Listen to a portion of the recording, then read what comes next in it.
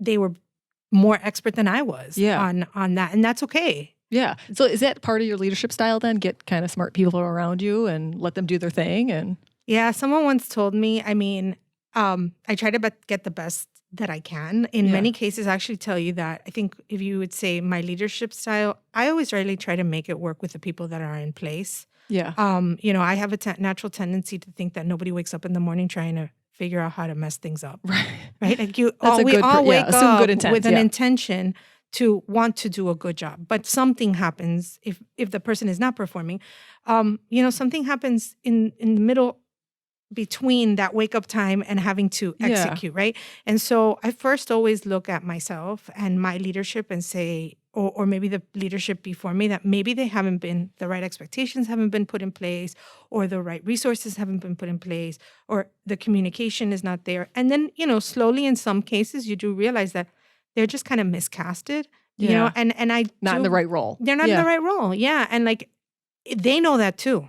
So they're And in pain too. Yeah. Yeah. And so it's like, it's a very natural and nurturing process to be able to say to somebody, hey, like, we've tried everything, but it's really not going. Like, are you happy? Do you want to do Yeah. this? And sometimes you'll learn that people really don't want to do Yeah. that. And so you sort of help them find their way. That's not a bad thing, I mean, it's always like so taboo. But if you approach things that way, that people have an inherent right to be happy, Yeah. and that you get to be a part of that process. I think most of my separation from any employee have always been like, they've been pretty amicable. Yeah. Because it's like, okay, and you treat them with dignity, like any human being deserves, Yeah. no matter what. For some people, it's a painful process. Because, maybe they're a little older, or they haven't really found what that other thing Yeah. is. They just know they shouldn't be here. And so, it just helps me sleep better at night to know Yeah. that my values drive the relationship, even in the bad times. But I Yes. hope they always do. I mean, I try. Yeah. So you're able to have those uncomfortable conversations when needed. I feel like they do, because I think when I don't know at what point in my life or my career did that switch sort of happen. Yeah. But I think there's a genuine interest on my part that I like to help people succeed. Yeah. And sometimes helping people succeed means showing them the door or helping them find the door. Or giving but them at the feedback, same yeah. time, or giving them feedback. And when that trust exists between you and that employee, I think it's taken in a different way. It's like, I really want this for you, right? I think it's been actually harder for me to realize that sometimes I have wanted things for other people more than they've wanted it Yeah. for themselves.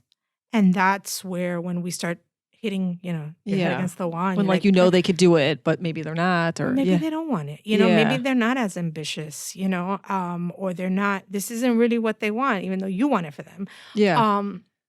So that's been an important lesson, I think, for me, is to come to grips with and actually I say it all the time to them. Like, to those people, they'll tell you, they'll be like, she told me, like, I can't want this more for you than you want this for Yeah. yourself, Well, I think that's good too, because you don't want it to be a surprise to them. Like if something should is never going to be a happen, yeah, surprise. they need to know kind of where they stand and what's expected. And I think that's it's good. it's just as important the way you onboard somebody, the way Yeah. you exit someone, right? Yeah.